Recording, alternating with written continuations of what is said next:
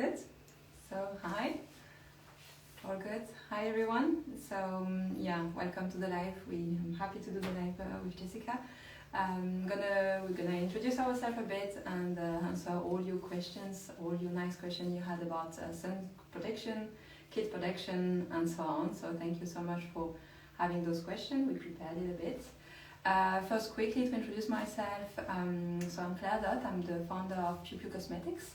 So for those who don't know Pioupiou is a skincare brand for kids, to babies, kids and pregnant women mainly. So I'm really focusing on sensitive skin, delicate skin, and those really skin that can be delicate. I said it already, but no, and we already have products dedicated for nourishing the skin, but now we recently launched a SPF product, which is really a product that will be used by any parents, that should be used by any parents during this summer and more. So that's also how we can discuss a bit more about sun protection and about how to protect our kids. Yes, we're super excited. Thank you so much for sending so many questions. We even needed to write it down. My name is Jessica. I'm the founder of Rosekin Cosmetics, Korean sunscreen made elegant and designed in Switzerland. I'm also a sunscreen expert. I educate dermatologists and cosmeticians about sunscreen because there is so much misinformation out there, so much knowledge that still needs to be shared, and I see it as my mission to really try to educate as many people as possible about this big topic and very important topic. We have 3 products, all with SPF, all dedicated for the daily use and to make it as easy as possible for you to have SPF in your daily routine. So we got a lot of questions. Yeah, exciting. Maybe we want to start with the first one. Yeah, I can start and I'll ask you a big question that comes often. We're talking mostly about adults, but do I need to apply SPF every day?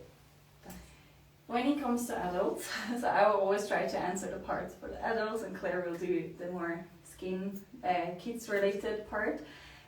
Daily SPF, it's a big topic, and I will say yes and no. So first of all, we need to understand that there are 2 rays which are our concerns. It's UVA for aging, UVB for burning. And when we see the differences between them, UVB, which is a stronger rays, they're here mostly during summer, during like April to October, and there it's definitely recommended to use SPF daily. In winter, it's a bit a different story because we don't have much UVB, right? We have mostly UVA, and I think there it really depends on, do you care about aging? Do you want to stay as long as possible youthful or have youthful, healthy looking skin? And so it depends on you. If you want to age as slowly as possible, you will use sun protection every day, even in winter, because the UV rays are here every single day. Doesn't matter if it's rainy, if it's cloudy, whatever. If you don't care how quickly you age, then I think you will use daily SPF mostly during the summer month. What do you say about kids? Yeah, and I think this is also this debate, but for kids, especially in the summertime, I'll come back to winter afterwards, but they really have delicate skin, so their skin is super delicate, but I wouldn't say they need SPF every day as we could use as an adult as a routine, but it's all about looking at the environment, looking at what they're doing every day. Are they inside, outside? Do they spend time in the playground, in the forest, whatever? And I think it's important to understand that when you have good weather, when the weather is really sunny, they need to be protected. They need to have this option to be protected, either with sunscreen. That's good with sunscreen, but also, and I think it's the most important for kids, is also with clothes, hat and sunglasses and so on. So that's for me the basic rule on sun protection for kids. And then it should be as a parent to educate their kid, hey, you're going outside, or today you're going to spend the full day outside, we have to protect your skin. So I really recommend kids to apply every time they go outside, every time they need to go and be in the sun, to apply sunscreen.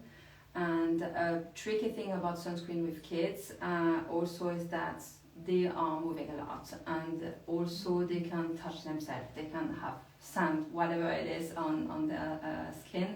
So it's also important to know that if they apply sunscreen in the morning, the kids, they're going full day outside, they will need to reapply it at one point in the day because of all the other things they're doing.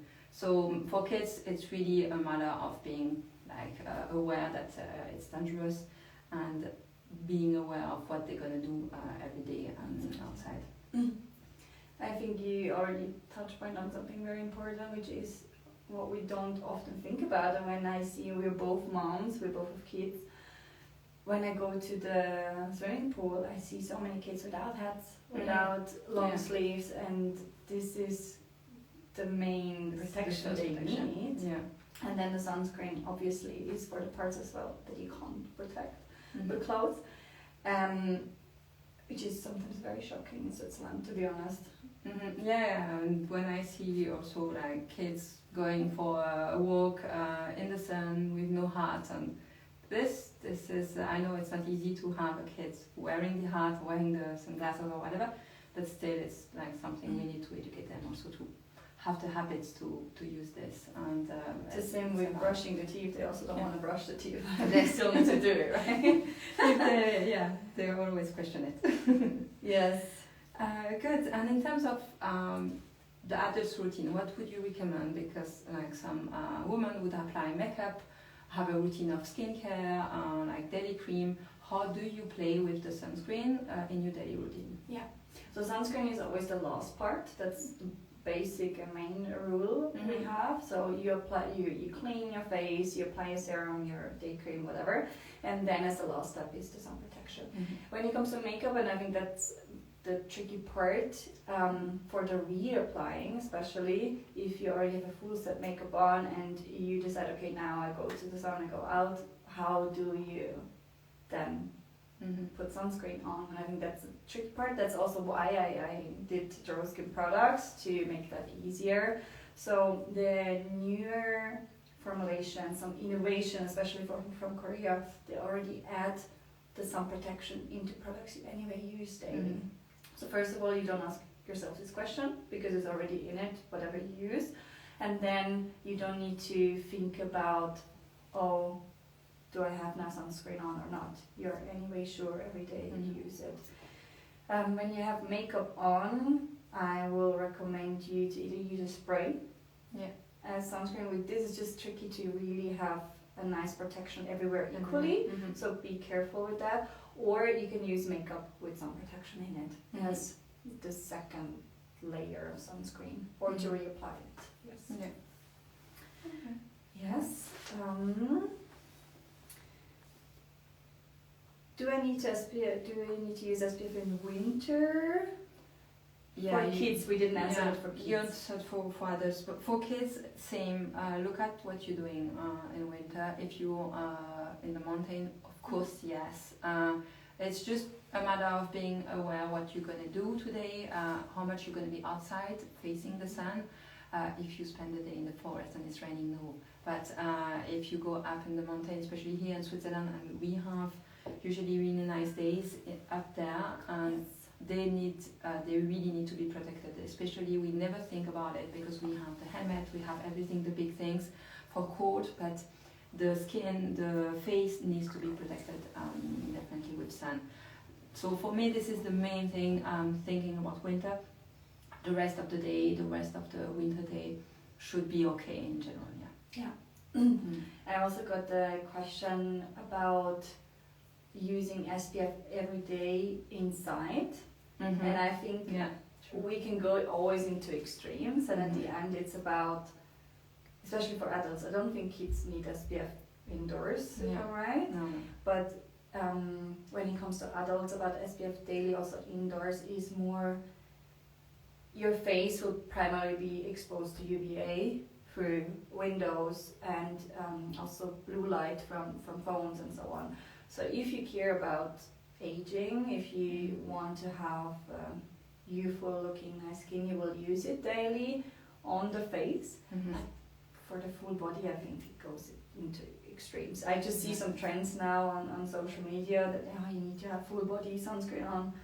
Even indoors, you can always go extreme, right? Yeah, for sure.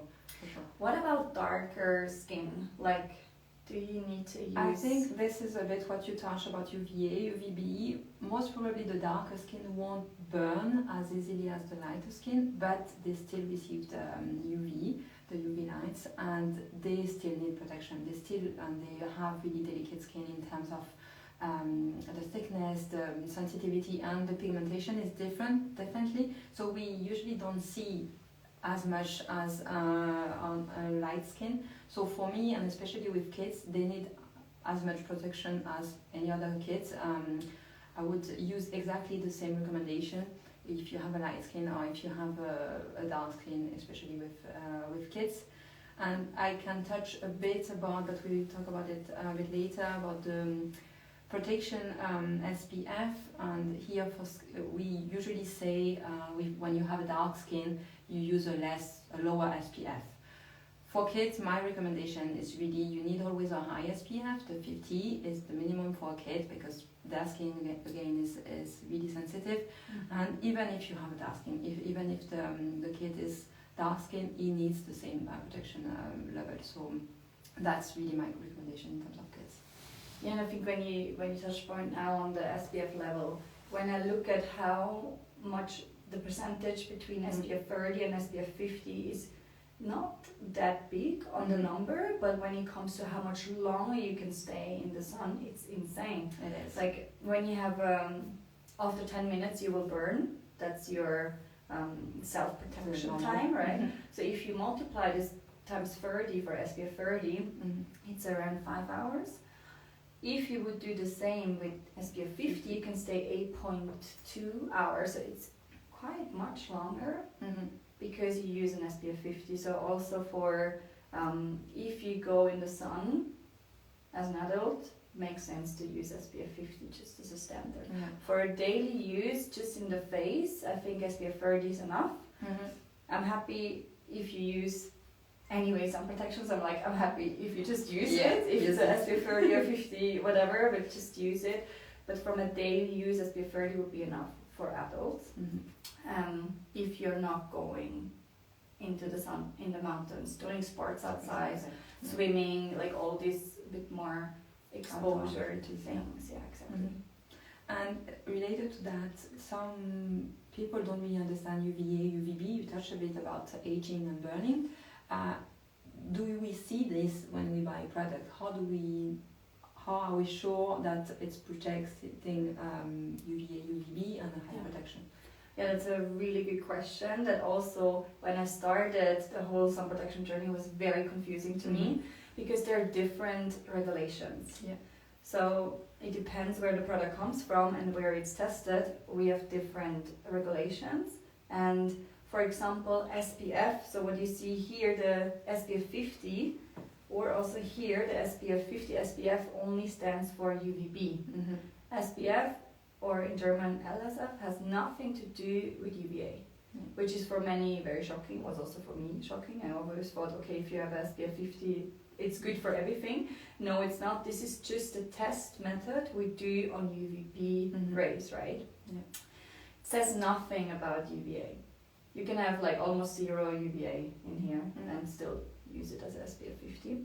So when it comes to the UVA regulation, we have the Asian regulation, which is the PA system. So if you go in Korea into a store and you see PA+++, for example, that's the UVA protection level. It goes from 1+, which is the lowest, to 4+, which is the highest.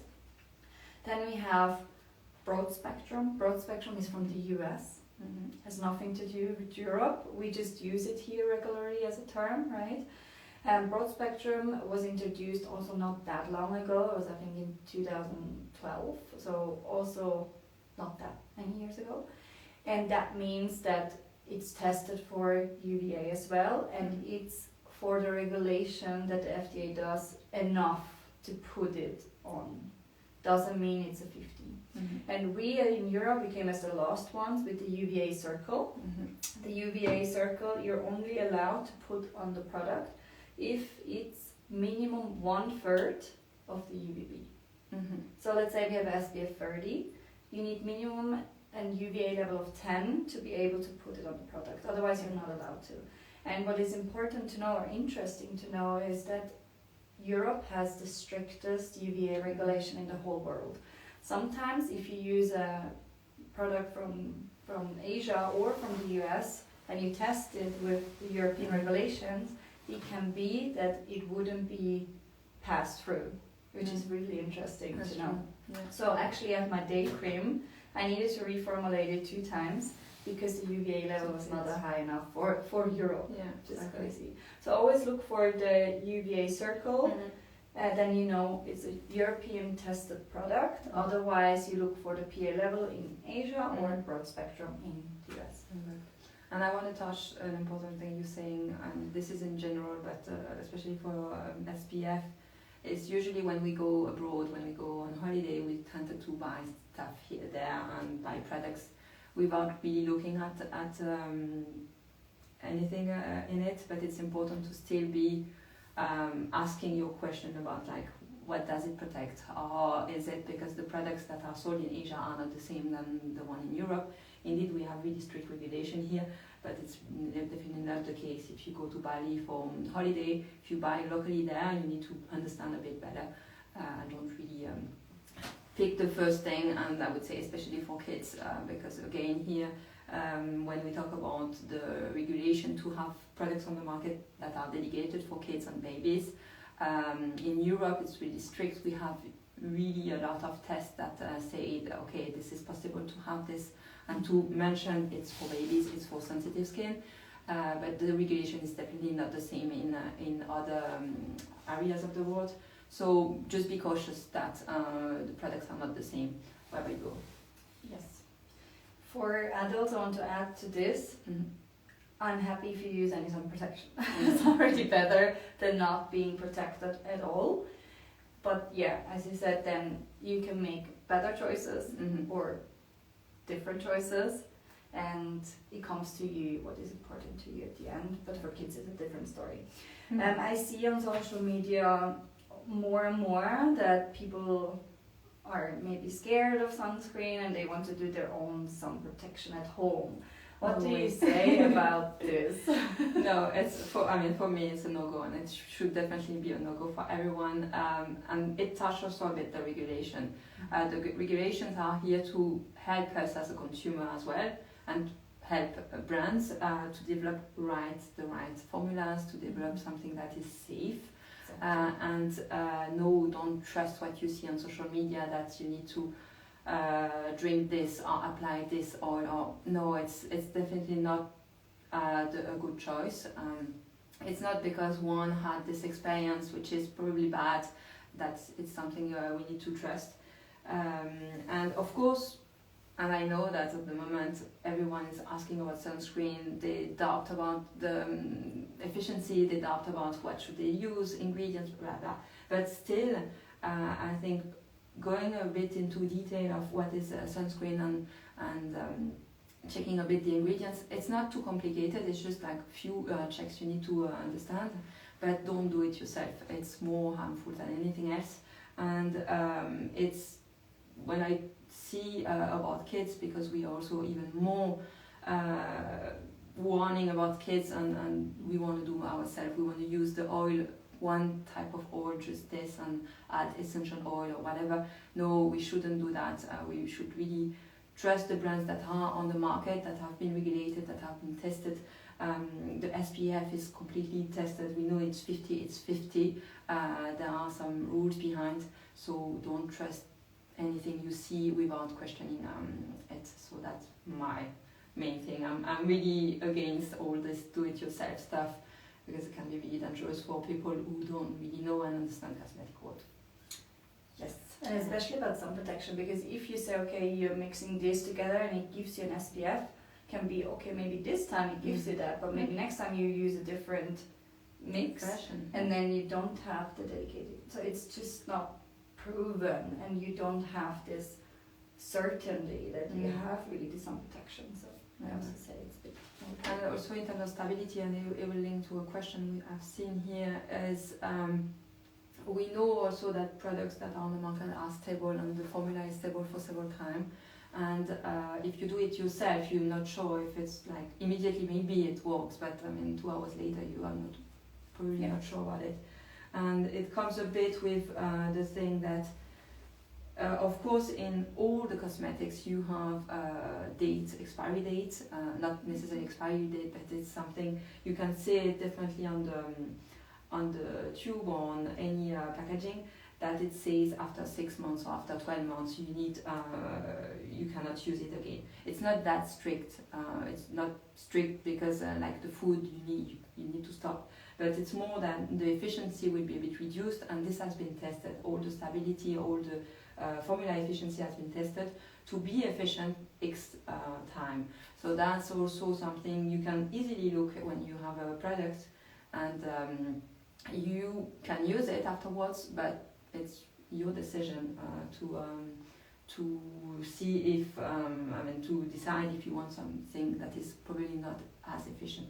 I think for your SPF it's exactly the same for others. Exactly, and when I stepped into this whole cosmetic world and manufacturing world, it was for me a very eye-opening thing how long you need to test products, like the packaging, the formula together on the different conditions like cold, hot, humid and so on, to see if it's stable, and only if it passes several months under these harsh conditions and you can still have everything you promise, then it's good to go, and not before. I wasn't aware of that at all before I started to go into this world, and I think then you can just really trust that it's tested and it keeps the promises that it says on the packaging. Yeah, true.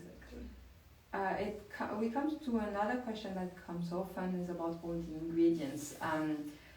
Because we see a lot that some sun protection ingredients, some sun protection products are controversial. Can you explain a bit what to look at and what are those products we should avoid, let's say? Yes, it's a difficult question, because at the end I think the first thing I'm saying is I'm happy if you use any sun protection, because it's better to be protected with SPF than without any protection. You can have much more severe problems, like you can get cancer from not using any sun protection, you can have age spots and wrinkles and a lot of different things, and also actinic keratosis and like so many things that can come from the sun and not being in a good relationship with it, because at the end we also obviously need the sun, and I also always want to really stand behind this, like the sun is our friend, but we need to have a good relationship with it, and we can always overdo it. And I think if we would be very connected with ourselves, we know immediately when we need to get out of the sun, but because we aren't, we are like just ignoring all of the signs, and then we get burned and we can get all these things that are not good at the end for us.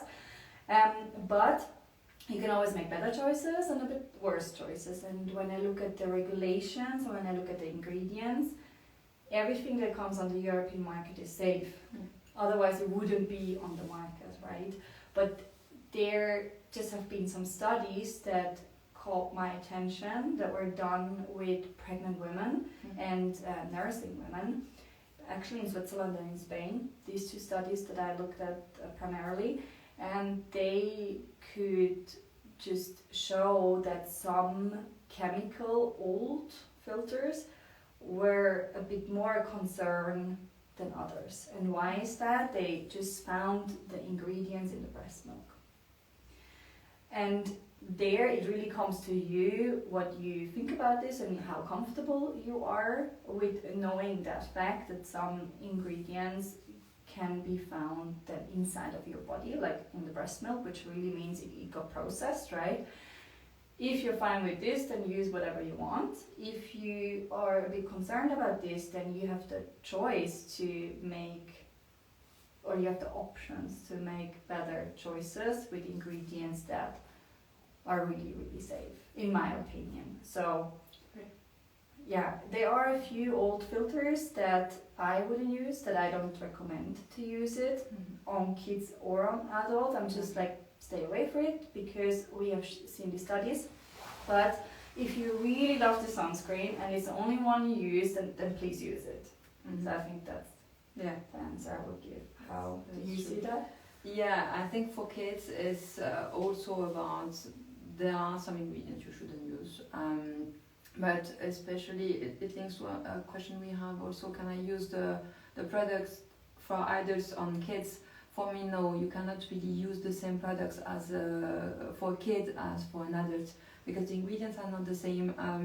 And as you mentioned on the studies, if you are a pregnant woman, if you are a nursing woman, you have some different things you need to take into account, especially because your skin transmits some things to the baby, and also the baby's skin at that time, and also when they are still baby and until 10, they really have delicate skin. The skin of a kid is really thin, so every ingredient that is super active or super harsh can damage their skin as well. So for kid, I would definitely see it as you should first use the dedicated kid skincare. Any skincare, especially SPF, but any skincare should be dedicated to them. And also again, try to check old filters that are controversial, because even in kids SPF, several years ago there was really, let's say, bad filters, I would say. Still. And still today there are some. But here we can talk about mineral versus chemical a bit afterwards. When I see it about kids, I definitely recommend something that is the less ingredient the better for them, and with the right filters that are not so tough on their skin. In general, the mineral filters are a bit better for sensitive skin, especially because it's going a bit into the skin, it's absorbed by the skin, but it's not that much absorbed, so it creates kind of a barrier. And when a kid has eczema or some really sensitive skin, it's a bit less damaging it. So I would definitely recommend to go for a high SPF mineral filter for a kid, and try also to avoid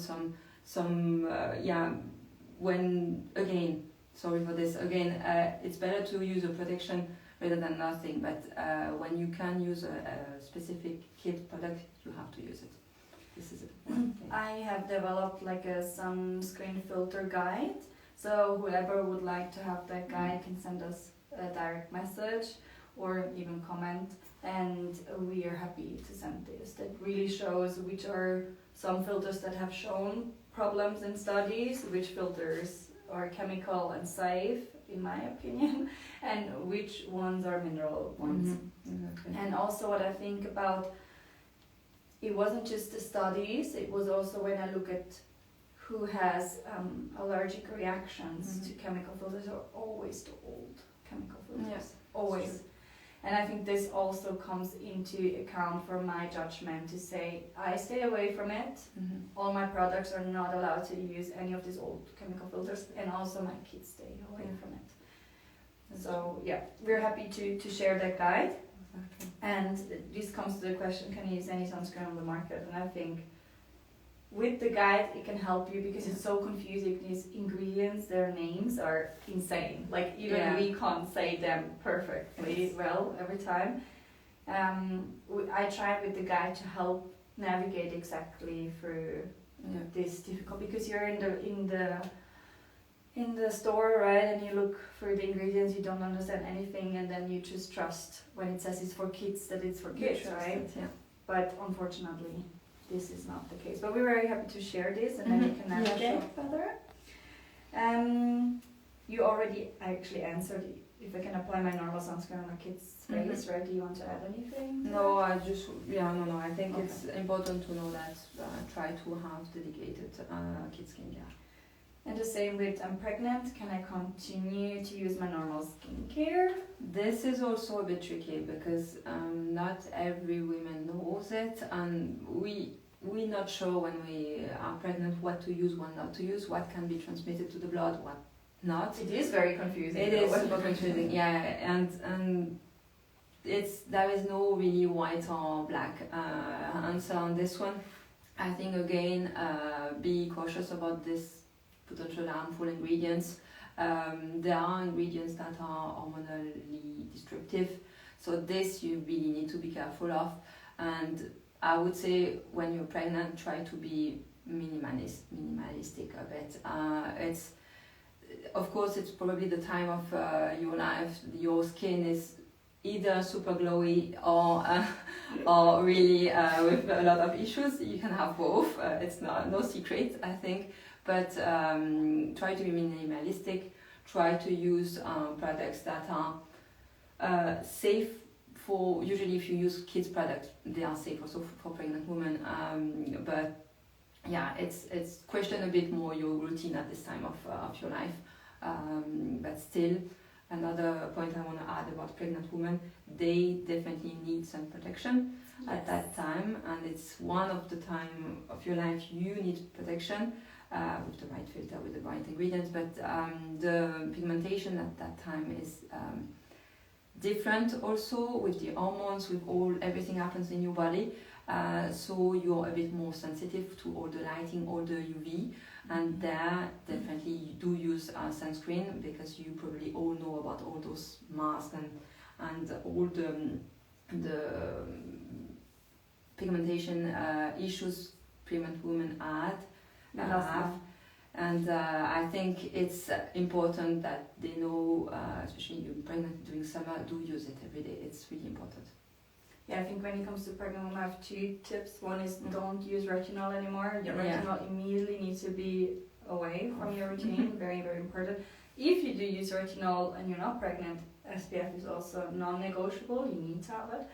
When it comes to pregnant women with SPF, because the cell turnover is so quick, right? Because you're growing a human, we have issues with melanin, and when you're exposed to sunlight, it can really stay as melasma, and it's a big issue. Many women unfortunately get it during the pregnancy because they don't use, and they keep it because they don't use sun protection daily, and even if they do, it can be that you still get it because you're sweating, you know, like you still have some parts you're missing and so on. So this is really, if you care about even skin tone, you will use SPF daily.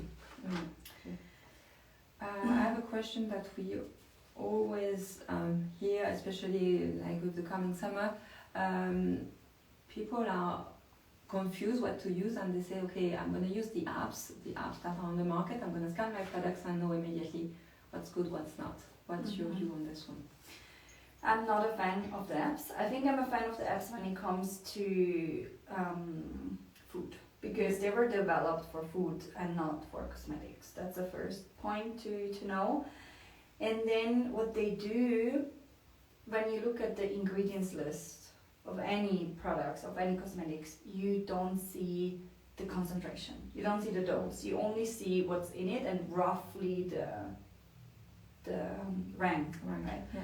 But the apps just say, okay, the ingredient A is harmful from like more than 10%, but they can't scan if it's 5% in it or if it's 2% in it. So what they do is just saying then immediately, red flag, not good. And that's really what I question about the apps, is they don't put into consideration the dose and concentration. So that means they can't really make like a good scan if this product is safe or not safe. So when it comes to cosmetics, I would stay away from the apps.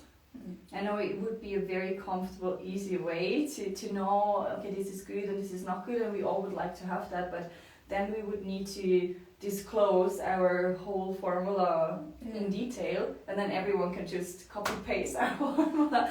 And then you don't really have the. So it's difficult with apps. What is your It's opinion on exactly this? the same on me. Even though there are good ratings on some apps, it's not the one you should trust 100%. There are a lot of debates about sunscreen apps and so on, especially on several ingredients that are flagged good, some not good, and there is no real study behind. And as you said, maybe it's a like average ingredients, but if it's a super low percentage, they don't know. The app doesn't really know about it. They don't really know if it's a nanoparticle, if it's no nanoparticle. They kind of scan a list of ingredients that with no detail on it. So I'm not a big fan either, and I think it should be, even if it's easy to use, it should be used with cautious and try to question, even if the app said it's good or it's not good. Try to question a bit and understand a bit better. It's not an easy world. It's not an easy thing to understand the ingredients with all those weird names. Yeah. But still, there are some things we can flag, and the apps are not 100% reliable. Okay. Which one should we still choose? Because we're already quite far in time. I think we talk a lot about applying every day and so on. What about the vitamin D? Because are we like avoiding a bit vitamin D with applying sunscreen? What do you think about this one? If we do every day? This is a question that I get asked very, very often, and also sometimes, unfortunately, doctors don't really know how to answer. I think important to understand about vitamin D, we need vitamin D, and our body is producing it when we have UVB rays, not UVA rays, UVB rays coming into our skin, and then the vitamin D is starting to be produced. So we need we need UVB to be able to produce vitamin D. And as I said before, UVB is not really here all year round. Maybe if you have a very nice winter day and you're up in the mountains, you have some UVB, but during a normal day, cloudy, rainy, whatever, snowy day, you don't have it. So we already have a lack to even produce it in winter, which is important to understand. And then when it comes to the summer month, when we have UVB rays, it takes roughly 20 minutes in the sun to produce enough vitamin D. And now you can choose where you want to have your skin exposed to be able to produce that. And I would just recommend maybe not your face, that is most delicate, so maybe you can go into the sun 20 minutes, half an hour with your body not protected, but then your face protected, because it's already every day in harsh environments, right? But I also stand behind this to say, okay, I do this 20 minutes, I do the half an hour in the sun with my arms, with my legs, to get enough vitamin D. So I think when you use constantly everywhere sunscreen, you can have a vitamin D deficiency easier, but you will anyway be exposed to vitamin D deficiency in winter because we just don't have UVB. So also there, it's about every person needs to decide for them how they do it. Do they want to use supplements in winter? Then you can also get it through food. For example, mushrooms are great with vitamin D. Exactly. And I think I would say, please protect your face. Try to get enough vitamin D with this short amount of time. What do you say about this? Yeah, I would say for kids, they usually in deficiency of vitamin D, and that's also why they have supplement from newborn. In vitamin D, I would say keep this supplement, especially on the winter months. Yes. And again here, as we don't recommend application of SPF every day for kids, they will get, if they go outside exposed to the sun, they will get a bit of their vitamin level. But keep the supplement when you see that they have spent a lot of days with not so much sun. Keep the supplement. I think it's not, not overdosage, but a normal dosage of supplement. It's also good for kids, and it's good to protect a bit your body. Yes. Yeah. Yes. Yeah, I think we have a few more questions, but I also think we have both a lot on our blog. You can always go on our blog. See, we also have we wrote actually a book, which is called The Good Skin by Design book, and we try to really cover all the questions there. So if you want to know more, you're very much invited to look at the book or at the blog post, right? Yeah. And you're welcome to ask any question. I mean, I know it's a confusing world, kids, adults, and SPF and so on, but feel free to ask. We usually behind and happy to answer all those concerns, I would say. Exactly, and we also still have the giveaway, so thank you so much again for sending the questions. We had one person who has a lot of questions, it was amazing, and we chose her to be the one to win our giveaway. So we will, it's Ivana, we will send her a direct message.